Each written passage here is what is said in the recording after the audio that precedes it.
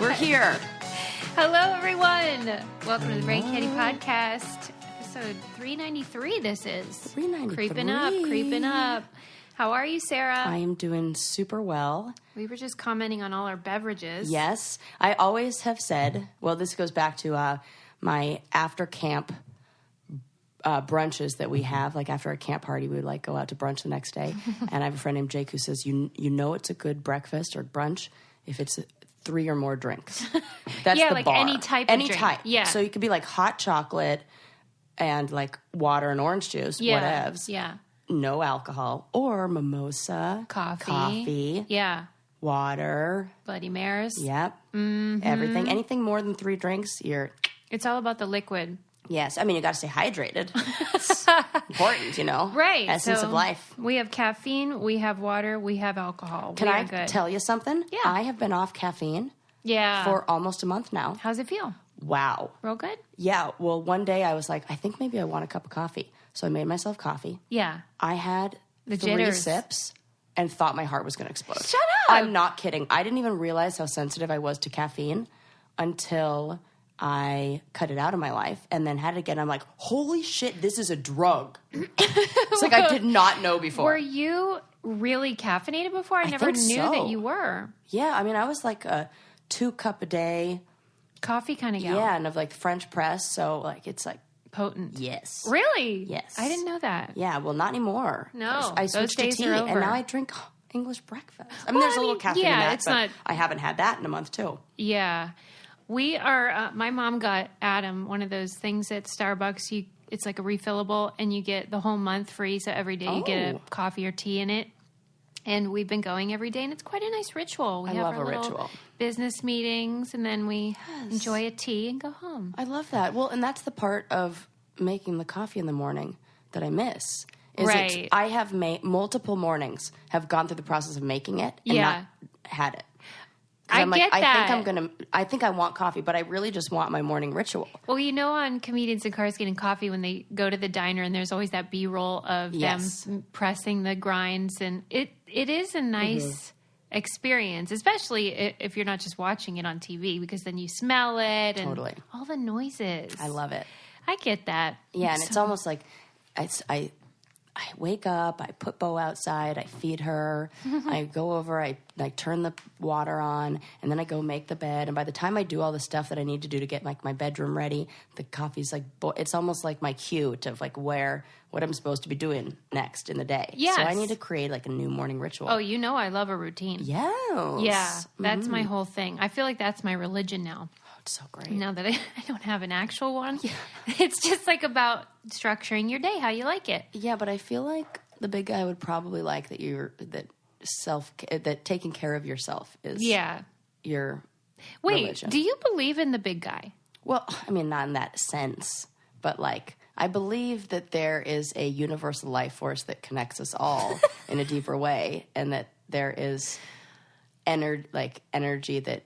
Like somehow we're all connected and all part of the same thing, and you can call it whatever you want. Mm-hmm. But you know, I'm reading a book right now called Musicophilia, like the love of music. Yes. It is so fascinating, and it actually touches upon that thing we were talking about the other day about like near-death experiences and stuff. Because sometimes when people have those, or if like they're struck by lightning or something crazy, they end up with this weird thing with music where sometimes it can be bad, where it gives them seizures or something. And then other times it can be that they become virtuosos and they develop this really intense connection with music. And it makes you think. Yeah. It's one of those things where I feel like it's in the mysteries of the universe category. Totally. Like I was even having a talk the other day about why I think the ritual of praying or like saying grace before a meal is good, because, you know, I have... Even myself have tried to practice like mindful eating and tried to like be present, be like in the moment, you know, in anything that we do. And eating is one of those that it's so good for our bodies. It can be so good and it can be so bad. Mm-hmm. And I think when you're mindful and when you bring awareness to what you're doing and the action in the moment, that it helps really get the most from that thing that sometimes we just do like out of habit, like, oh, I got to eat. But there's so much to that, and so much like even just taking that moment to like be together, you know, Honestly, that's nourish your another good body. reasons to use cloth napkins. For Stuff sure, like that, yes. where it's just more of an experience. Yes, You know? and making it totally experiential. So I was thinking about how we know that it's important to be mindful, and we know that setting an intention before you do any action decreases stress, increases happiness, all this wonderful stuff. Yeah. Has positive effects on the body. So now I think about music, and I think about tones, and I know that tones, and I promise this will all come full circle, and tones and music, we know that there are notes that make us feel better, and there are notes that make us feel worse, and we know that music can change your mood, and so we can just listen to the note, but that would be boring. So instead we rearrange it into this pretty song, has lyrics, we connect to it in a deeper way, and it makes us feel really good because those tones make us feel good, and that blah blah blah. I think doing the same, prayer or saying grace or anything that kind of ritual before eating is almost like arranging the tones to make a song. It's okay, let's say it in a pretty way. Let's be poetic in how we say it. Yeah. Let's make it, whatever you want. Sometimes they're kind of sing-songy. Sometimes they're freestyle, repetitive. Yeah, that's freestyle. true. I like the repetition because there's all meaning. And instead of, you could just say, all right, let's take a moment to be mindful before we eat. Let's focus on our body and where we are. But that's freaking boring. So instead, we come up with a nice little thing that we say before, and it puts us in that place. So So do it. Do it, people. man. Sarah wants you to pray. Is what she's no, saying. I just say it made me just think deeper about what the purpose, why we would do that. Yeah. Why do we do anything? And when I thought about it, I was like, oh, this is a good thing to do before. Yeah. Because say what you want about religion. Right. They were pretty intentional about putting it all together. Right. And it's we just got to kind of translate it. Yeah. How does this work with what we know about science? Yeah. And I like that. And I found that when I thought about, that. So I'm just going to start saying that. Thank you. No, I love whatever that is before I eat. Slow it down. Yes. Thank you. I agree. Amen. Guys, I bet you didn't expect to get so deep all of a sudden. Right? I didn't either. I haven't even barely started not drinking the my wine. wine. Let's take a second to talk about something I have used and really love called Fiverr.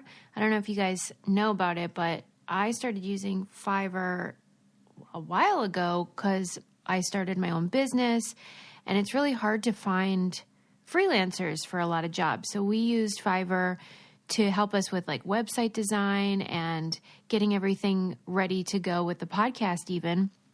And our experience was really great. We had great communication with our freelancers, and, there's 24/7 customer service, and they have stuff for graphic design, copywriting, web programming, film editing, and stuff like that. A lot of things that people need, especially if they're working in digital media and stuff like that. You have a small business.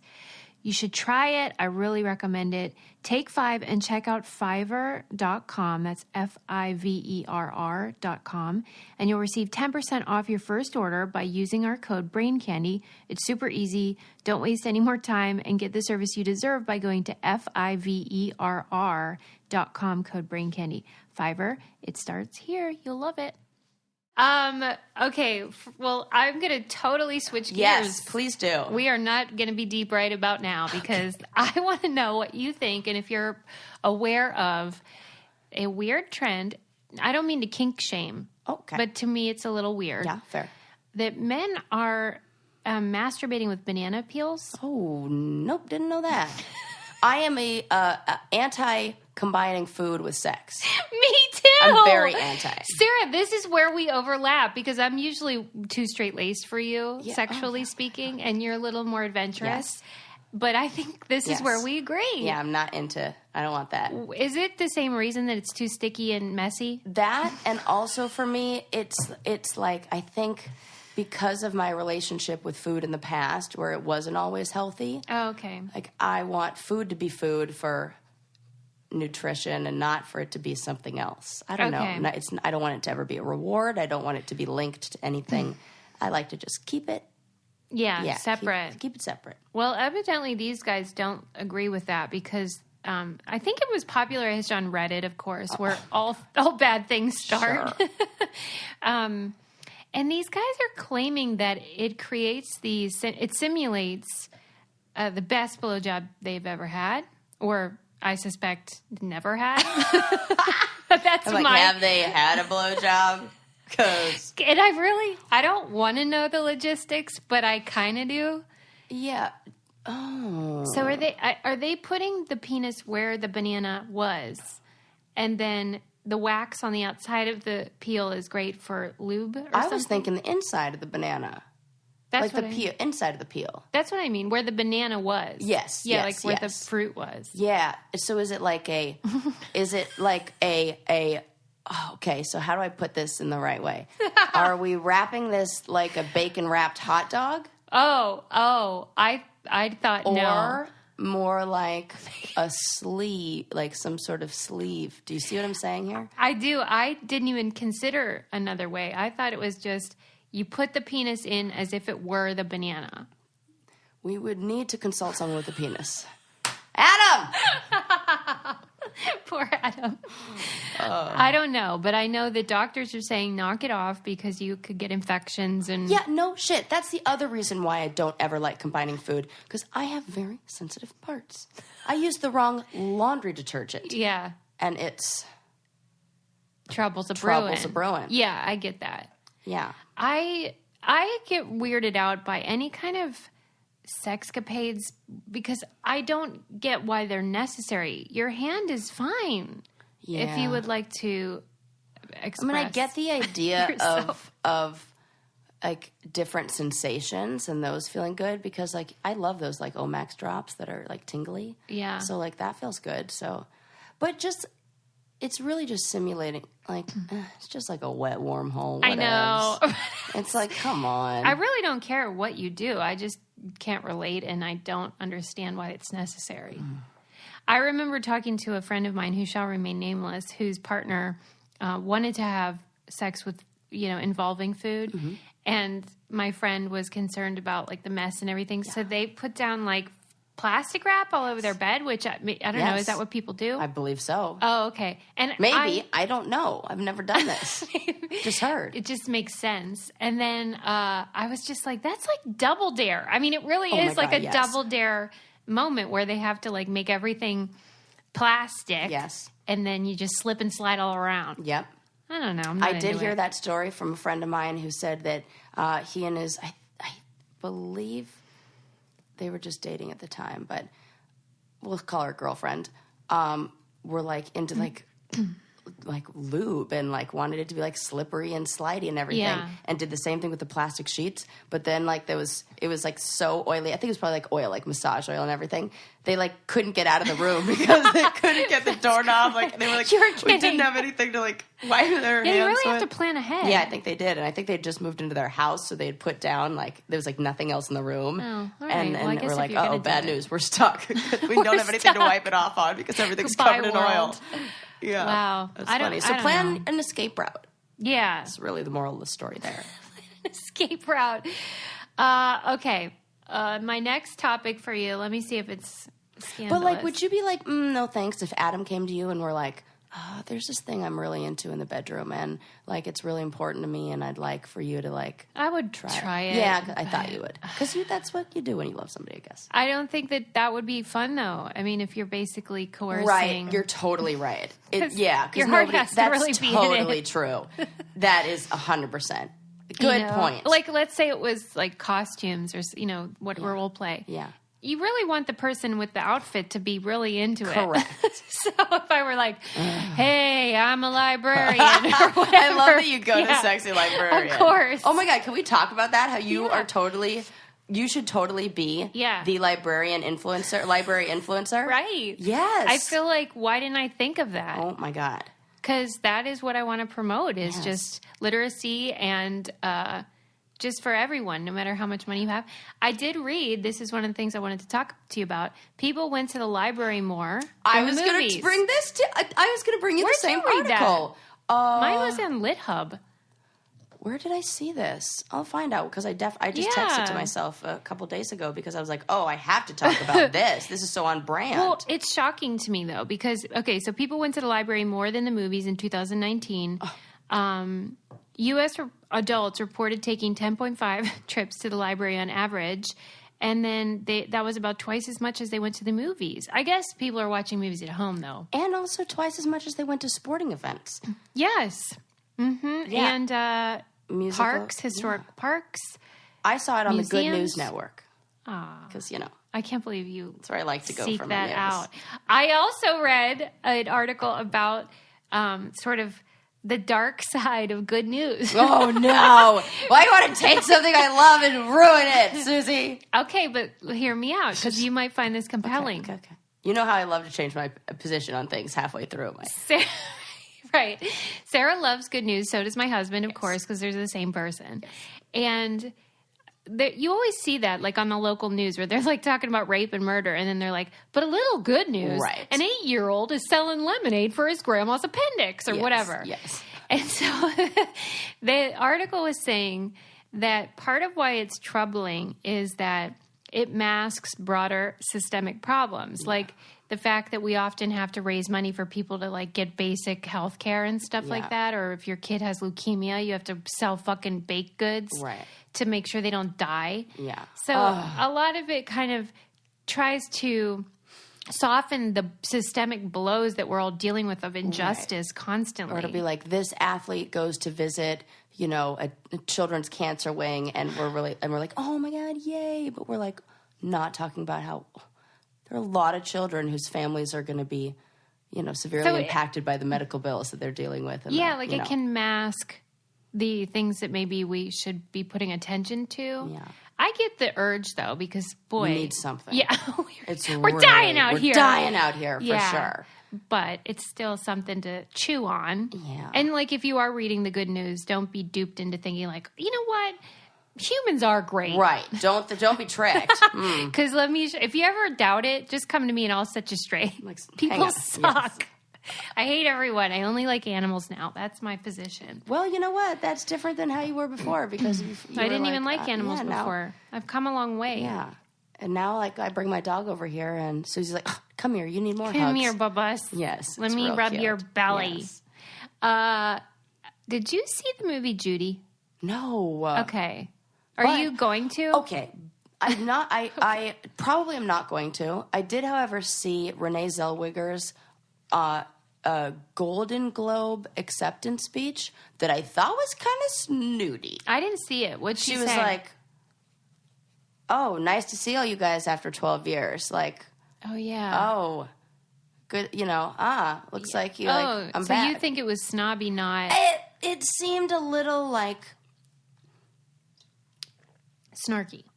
It didn't rub me the right way. Really? Yeah. So you thought she was sort of saying, what have you done for me lately? Kind of. And almost like, oh, you thought I wasn't going to be back up here. Kind of like, oh, yeah. And I think, not like I want to say she should have done it this way or should have done it that way. You could do whatever you want up there. You won. We're just killing dead air. Totally. But, if she's trying to make a point about, maybe, visibility of women of different ages in television or something like that, and how she wasn't cast for anything until this, and now look at how whatever, then say that. But it just felt like there was some, there's the message, there's the words that come out of our mouth, and then there's meaning that's very vague, and it could be interpreted many different ways. And how I interpreted it was not that she was grateful and not like she should be, again. Like she was holding a grudge. Yes, and I would be the same. It kind of felt almost like if Joaquin Phoenix got up there and did the exact same speech from a male perspective, I would have been like, yeah, that makes sense because he's a dick. That sounds about right for him. Interesting. Yeah, and it sounded like somebody who was got a little bit of a chip on their shoulder for maybe getting snubbed by the industry for a couple years. Wow, and she won for that film. Yeah. I'm just realizing this now because I did not enjoy it. A Brainiac who we follow on Instagram said that she hated it. And I was like, why? Wow. And then she DM'd me and said, there was no nuance to Judy. They didn't sort of show enough of the details. It was just made her look like a mess. So then when I saw it, I would have to agree, and I just was disappointed because I love Judy Garland. Yeah, and I was really excited. We read her book for you read her book for the book club. Well, it was about her. Yeah, the one My Judy about Garland Life, which was a great book. So you know about her story. Yeah, I wonder if our Brainiac also had background on her. Well, she loves her. She's like a super fan. So maybe if it's like doesn't fit the but it also just felt like the whole movie felt like one scene.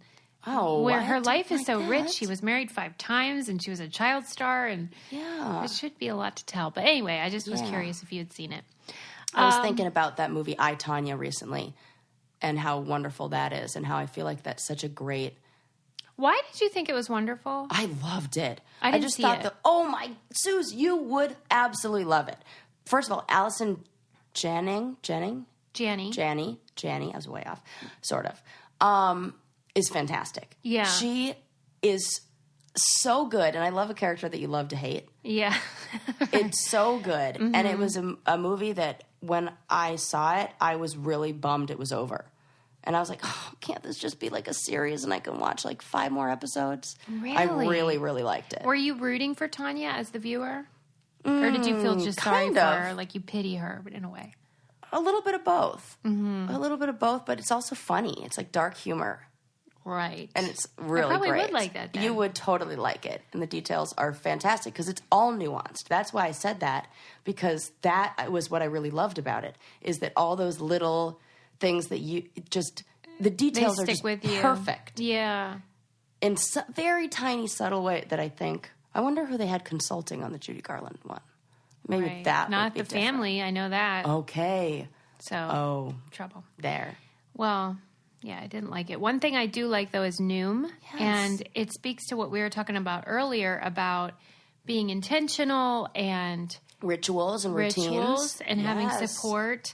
Because Noom is a program that you can use to help you stay on track with your goals. I'm sure this time of year, a lot of people have forgotten all about their resolutions and, you know, life is getting the best of you.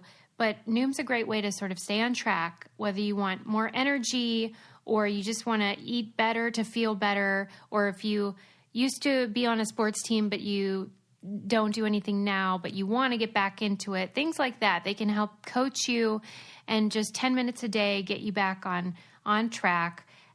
Teaches you why you do the things you do and empowers you with the tools to break those bad habits and replace them with better ones. I just love all that. I just want people to live their best life, as Oprah would say. Yes. It's the perfect time to make a step towards healthier habits. Sign up for your trial today at Noom, Noom.com/braincandy. What do you have to lose? Visit Noom.com/braincandy. Start your trial today. That's Noom, Noom.com/braincandy. I just love anything that makes it a lifestyle, not like a, you have to do this for like this many days and like that's it. Yeah. You know? Because that's like real lasting change. Everybody has different strengths and weaknesses, and I'm pretty good about when I decide to do something. Yes. But I feel like most people really struggle with that. Maybe it's like the silver lining of being a stubborn person. I don't know. But when I hear people talk, that's a refrain, is that they want to make a change, but they just can't stick to it. I don't know why. Do you think people just get overwhelmed? I mean, Yeah, I think you're really good at creating steps and how like you visualize the goal, but then you also create steps along the way. Like, in order to reach that goal, I have to do this, this, this, this, and you're very structured and organized with that. At least, was I telling you about that guy I follow on Twitter? His last name's Hamlin. He's a doctor and he's real funny. And he was around New Year's. He was talking about how people go too far and think, but the human mind isn't designed to make sudden and incredible changes all at once. Right. And he's like, really, you should look at June and work little by little until June, like you're saying, like tiny steps, just each day. And you have to be specific and measurable. Yeah. So breaking it down and really like doing the math. Like for a lot of people, it's, I want to lose, this much weight. But it's like, well, let's just focus on 5 pounds and let's look at the math of what that would just look at this meal. Correct. Yeah. Totally. Yeah. Just look at this meal. Well, that's what alcoholics do. It's like, don't think about you can't drink forever. Right. Just think about this hour or this day. Oh, that's great. You know, because Totally. it really, your brain is not equipped to handle the permanence And of... you're like, what? I'm never going to be able to have, you know. You're like, no, don't. You're good. Whoa. Yes. Right. And it goes into panic mode. Totally. Yes. Measurable. Oh. Okay, sorry, we got off track there, but that's because we were just talking about Noom. Okay. Yeah. Did you read in the New York Times or elsewhere about the 300-year-old mummy that they got to talk? What? It's hilarious. I have read that book from Goosebumps. Right. Night of the Living Dead, Mummy, Is that a real or whatever. Yeah. But it totally was a Goosebump book. Yes. Well, apparently... But that was called Night of the Living Dummy, and then there was another one about Oh. mummies, but it was like a dummy that came to life, but then like what else? Oh, that is... Way creepy. I do not like that story. This is equally Yes. as frightening, come to think of What do it. you mean not to talk? So this dude, this mummy dude, 3,000 years old, and he was buried with his name, which was something like Nessiman, and then : true of voice. That's what it called him. And I guess that really inspired them to like want to hear it. Whoa. So they created a 3D print version of his mouth and throat. Cool. And then they used an electric larynx. Yeah, larynx. And so they were saying they got him to talk. So What does the he best sound part like? is you can push play and hear it. Wow. And it was so funny. I'm like, hey, Adam. And I was just like, let's see what it sounds like. It's like that. Let me tell you. I'll save you a clip. Tell me. I'm not lying. It's so great. And I just thought, well, how do we really know? Right. But they are so happy about it. They're so excited. Oh my So I don't want to gosh. like yuck their yum. But Right. That like- is cool though. it is That cool. we can do like, and you can imagine what they would sound like based on how things are arranged in Yeah, there. because they were like, the only reason this was even possible was because the mummification process and the embalmer did such a good job that it kept his throat totally intact. Otherwise, it Jeez. wouldn't be possible. Yeah. So I guess, like, if, for example, my dad's dead, like, if you tried to get him out and make it, it wouldn't Not work gonna because work. it's gone. Yeah. Yeah. They got to be and that's mummies. like soft tissue, I think. Oh, right. It makes sense. Like cartilage. I mean, not. I don't know. certainly Is isn't cartilage bone in there. soft tissue? I don't know if that counts. No, yeah, not is it not? cartilage. I don't know what that counts as.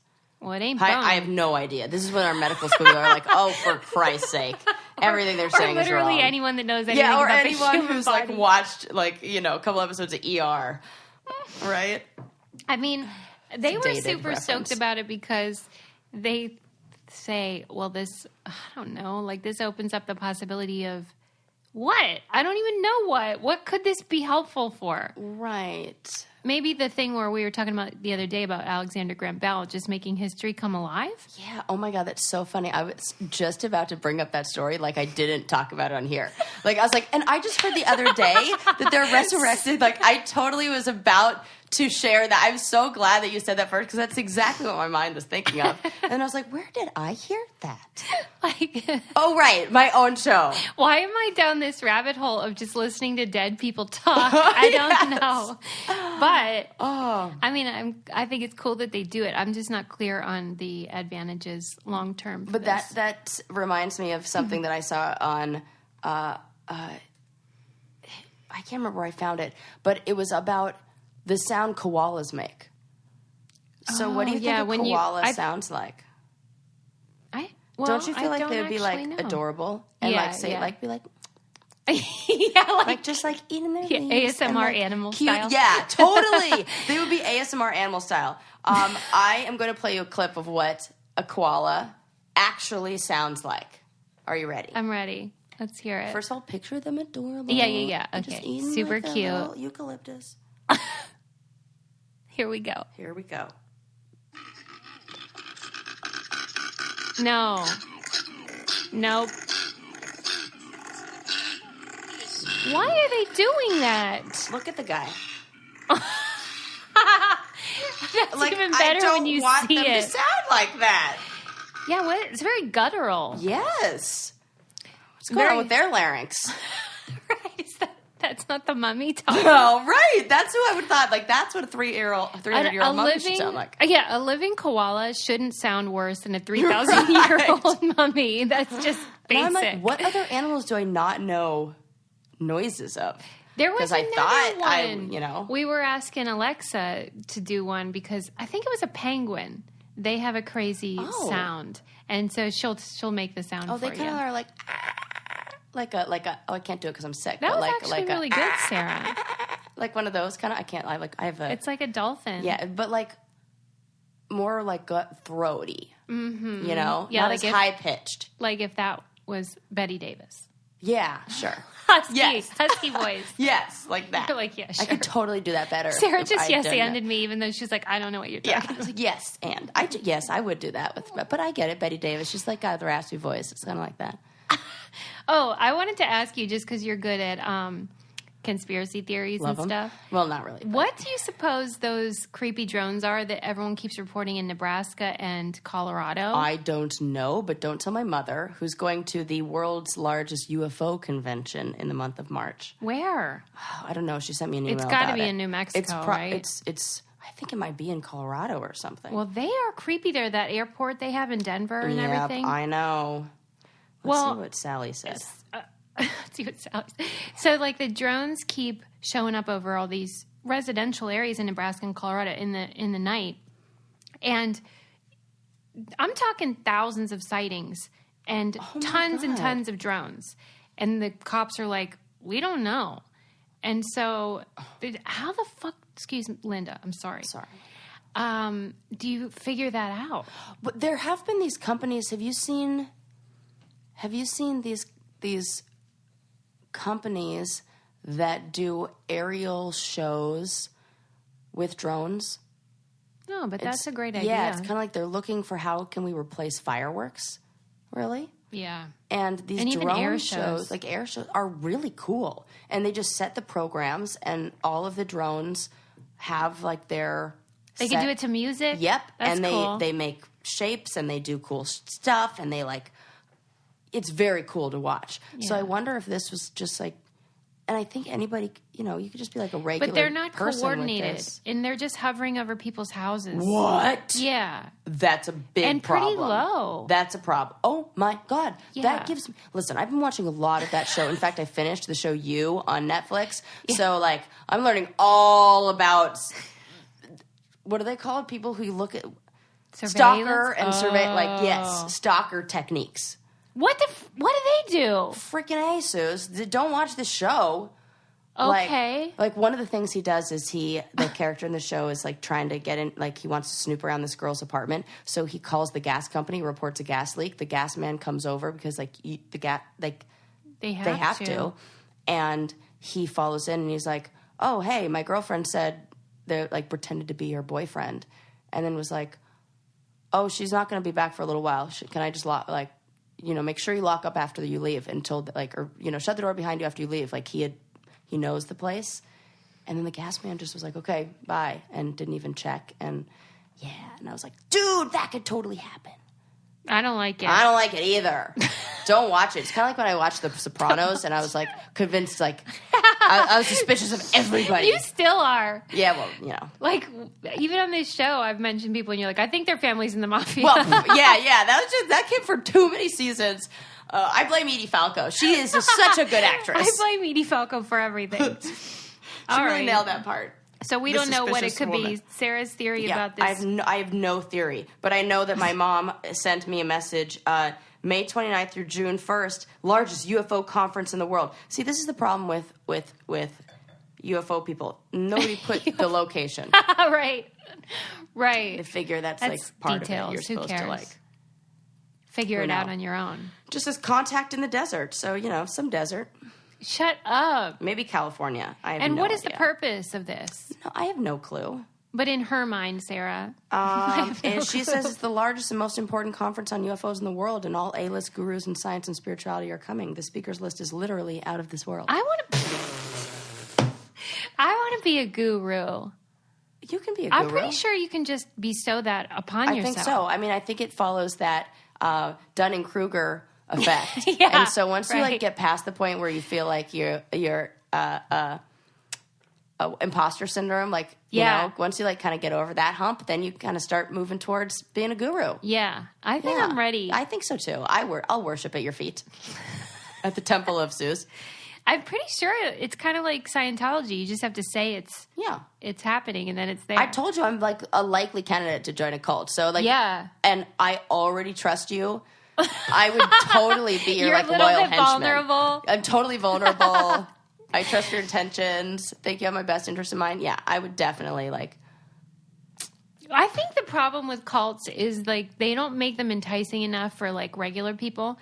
If you had a cult cooking that like was all about wine and food and like dancing, it's like brain candy maniacs. Like a brain candy cult. Shh! Don't tell them. It's a cult. Yeah, pretend like this didn't happen because you can't ever call yourself a cult. Right. Wait, but we could be the first one. We could be the first cult that's like, we are a cult. Oh, we are. We just own the title. Yeah, maybe that's our little niche there. Do you still get a tax write-off if it's a cult, not a religion? Right. All right, well, we'll work out the details. We will. Okay. Basically, everything I want to talk about is just me being like, what do you think of this thing? I love those things. Things that are bothering me. So, like, I read this article in the New York Times talking about how the next big thing for collectors is like, you know, unopened video games from the 80s and 90s, you know. And, like, why do people do that? I don't know. I can't even understand it for the life of me. It's got to be just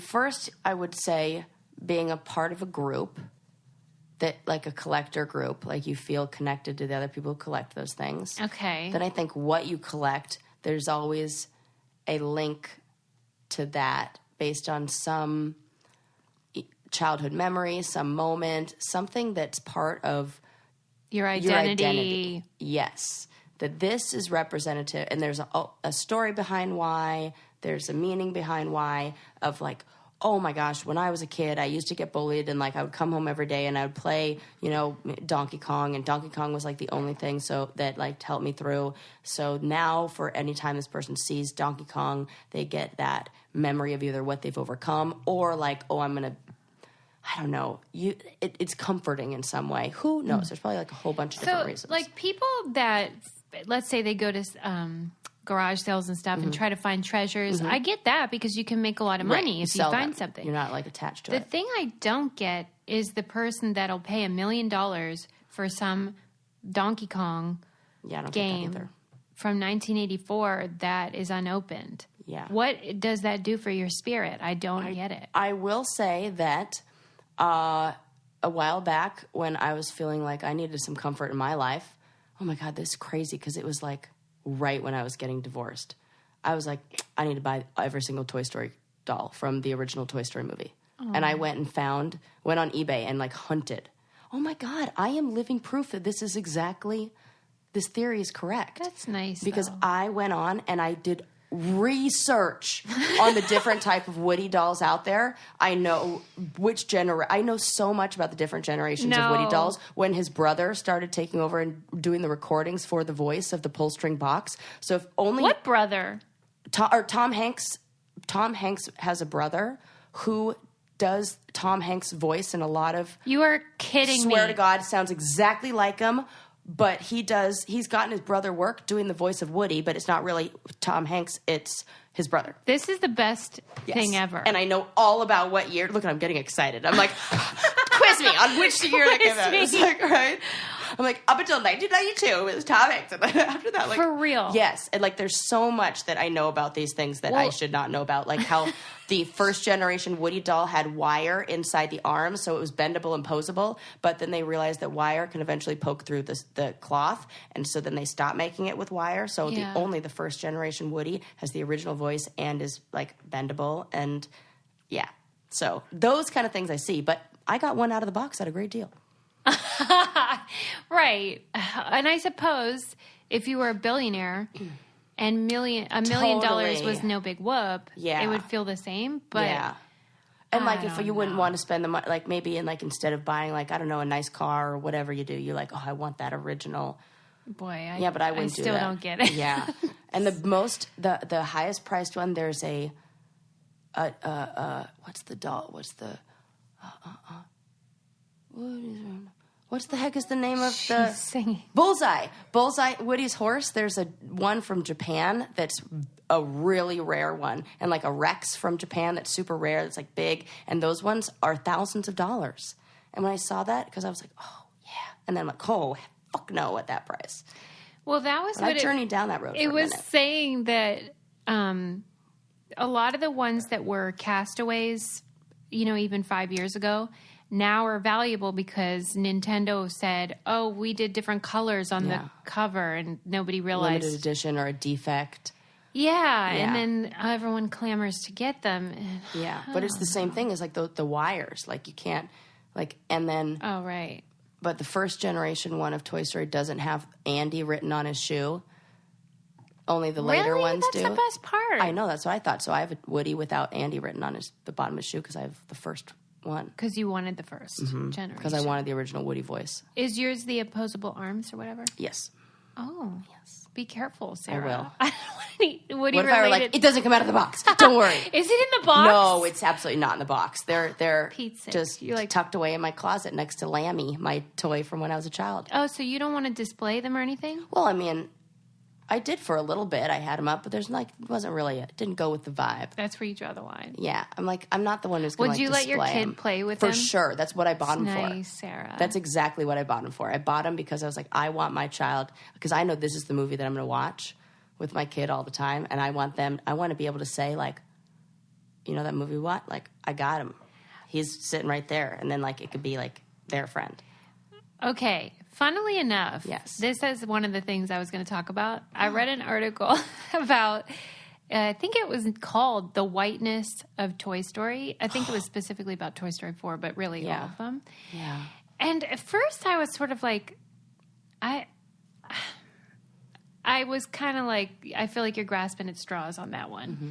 But then I read it and I thought, well, maybe not. Mm-hmm. Just sort of that neighborhood and the family structure and the way everything operates is something that very few people actually experience. Yeah.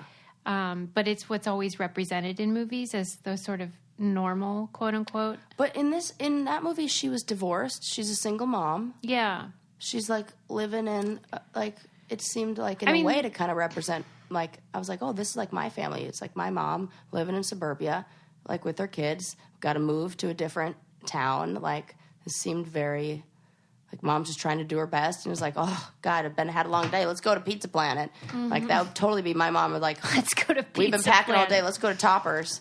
Like, yeah, and she'd be like, okay, you kids go play in the arcades. Well, I mean, of course there's the issue of them, the black characters, they are scarce. Yeah, I mean, there's a couple, and they've added some since then, but, so that I get. But the actual story, I never thought, but I kind of do now, because what you experienced was a very white upbringing. Yeah. And so to us, it's like, yeah, that's how people live. But it's telling a very specific story about, like, one point of view. Yeah. But that would almost be like saying, there's not a lot of white people in the movie Moonlight. Well, yeah, because that's not the story we're telling. We're not there. They don't need to be in it. Get the heck out of here. It'd be weird if there were, you just included characters that were just there because, like, represent white people in the store, whatever. Yeah, but I mean, with a cartoon, they can create the world that they want. So I guess that's the rub. Yeah, and I could see this as like, this was what's his name, the guy from who wrote the. Oh yeah, the Creep. Yeah, that guy. That's probably why I've forgotten his name and like wiped it from my memory. But like, I would imagine that this was his first movie. John Lasseter. That it was reflective of maybe his childhood. That he was telling a story from his perspective. Yeah, this is why we need to the problem we have. We really just, what the problem is we need more representation in different roles. Like, not just the character in the movie. Yeah. Let's have the writer and producer and director. Those are the things, because then, just like in Moonlight, to use that example, the story gets told. Yeah. And we go, oh yeah, we do get to hear from, another voice for once. Yeah, it's just that the roadblocks are enormous for anybody who isn't a white, I was just having this conversation the other day where it was like, good on Tyler Perry for being like, fine, you don't want to we'll just make our own. We'll just start it and we'll do it. Yeah, it shouldn't have to be that way, but exactly. Such as totally life. Agree. Yeah. And how about there was no women nominated for directing anything at the I know. It was not a good year. It was how it's always feels like it trades off. They're we had 1 year where oh my god. Never with directors though. Women never have directors. A good year. That's with that. Did Olivia Wilde direct Booksmart? Because that won a few things or at least Best Actress. I don't know, but she was definitely not nominated for director. Should have. That was one of my favorite movies ever. Okay, the last thing I'll ask you about. Do you want to answer a question about a problem with psychology or the Aerosmith's drummer? Oh. Aerosmith's drummer. Well, I'm going to obviously pick the problem with psychology. Okay, there was an article just about the problem psychology can't shake, which Sarah's already well aware of, which is that so much of the research that has been conducted is within the parameters of the quote. They call it the weird problem. So it's Western, educated, industrialized, rich, democratic, white, affluent bias. College, white college students. Yeah. That's for a long time who single research project's done on. And basically, and it's not just that, it's also just Western ideals. Totally. And so we both agree that this happens and it's not ideal. Yep. And I think about every study with that lens, through that lens. Yeah. That a lot of the results would be totally different if they included people from other cultures or, more people of color or whatever. And then I was thinking how money really is the end of every story. If there's a problem, it's... Follow the money. Yeah, follow the money. Totally. And, scholars are at the mercy of funding. And funding usually comes from specific places, and their interest, even though it's academic, is still to generate revenue in some way. Yes. And people really don't care. I mean, Westerners do not care about the tribe in Brazil that that you might study. And so there's an incentive to study people that match the people who are funding, which then just contributes back to that. So how do you fix that problem? Because I think because what that brought my mind to was almost making it so I think that the study that pops into my head is the study of blue zones, places in the world where people live to be substantially older on average than everybody else. Yeah. And it was only because we were studying something that was beneficial to the Western world, longevity, health, wellness, blah, blah, blah, that we began to expand and look at, well, we're not doing such a good job. How are other people doing it? Or where are other people doing it well? So it's when that information can then somehow be taken and beneficial then to the original group that is funding the project. Yeah. You know what I mean? Yeah. Mm-hmm. So it's we're totally going to study the people in Okinawa, Japan. Yeah. Totally care about them now. Because they might help us. Because we might know how we could live longer in New York City. Yeah. Yeah. I don't see an end to the problem is what I'm getting at. Yeah, this is not going to change because the money does not incentivize it, unfortunately. So it's good that scholars like you are aware of it and can filter accordingly, but it's not great because you know how frickin' morning radio and how they're a new study says. God, forget it. And it's always not nuanced and just a soundbite. Totally. And that exacerbates the problem as well, but that helps the scholars and whatever. So it's it kind of goes back to the movies again. People in research, people that represent different groups. And we have to now I think there's more consultation that goes on internationally. My professor was Indian and she's got her doctorate I think she got her doctorate in the United States. Yes. And but she did her research on marriage and relationships in India. And so combining that and kind of bridging the gap. What'd she find out? Anything of note? That they have some of the lowest divorce rates, but the highest marriage unsatisfaction rates. I believe that. Yes. So don't get confused with low divorce rate and marital satisfaction was the big takeaway that she said. She's like, yeah. And she said that in class. She was like, ask me what the divorce rate. Go ahead, guess. She was like 1.2% or something crazy. It's like 2%. It's insanely low. And she's like, ask me what the satisfaction rate is. About the same as the divorce rate in the United States. I don't know how people can stand to stay married to someone they can't. It's a caste system still. Yeah, it's yeah. I mean, I get it. Yes, but I don't know how they can I'm like, manage. Well, let me get her dissertation. It just feels unbearable. Right. Listen, you're preaching to the We're choir. wrong people to talk about it. We know.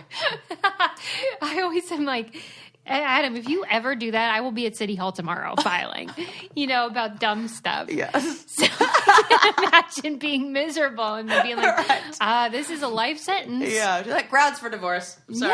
Yeah, forget it. That's why I always say if we get a divorce, it'll be my fault because I am very intolerant of nonsense. That's so funny. I was laughing with Ren the other day saying and like Susie says, if anything ever happened, it would be my fault because well, he's the nicest. The nicest human ever. I couldn't, it'd totally be me, hurting his feelings or something like that. It was something person. I didn't even know I did. Yeah, I'm waiting to see his dark side. Do you think he has one even? No. I know he doesn't. We're just both two good people who just being good people. God, it's so annoying. It's yeah, I know. We hold hands, we hike and rollerblade. And you're so wholesome. So wholesome. Yeah, because you always talk about how you're a prism and whoever you're with, you can kind of emphasize those traits that they have. And so you guys having this background in camp culture and that wholesomeness, it feels very much like my upbringing, like the evangelical thing where you don't drink, so you have to play board games all the time. Oh, but we drink too. Right, that's true. But it's the same vibe. We do play a lot of board games. Right, that's the beauty. We've combined all of the good and from both sides. Exactly. But it does. And he's you another guys aren't prism edgy too. In the way that, I'm more of a bitch and stuff. Oh, okay. But you guys together are just the nicest, like Pollyanna. We do get free shit sometimes when we go out together, and people at restaurants are like, oh, "This round's on." Just because you're adorable. I think so. It's happened a few times, especially when we first started dating. I was like, man, we get free shit everywhere we go. Wow. Yeah. That is great. It's nice. I can't wait to hitch my wagon to you guys at dinner. They're like, all right. oh, this round's on. Oh, you have made me these feel appetizers. better about a lot of things, and Good. I really appreciated your insight on all those. Oh. They were really eating at me. Well, glad I could help in any way. Give Sarah's theory. whatever that's worth. All right, people. Leave us a 5-star review. Yeah, man. Subscribe. Whoa. We love you. Bye. Bye.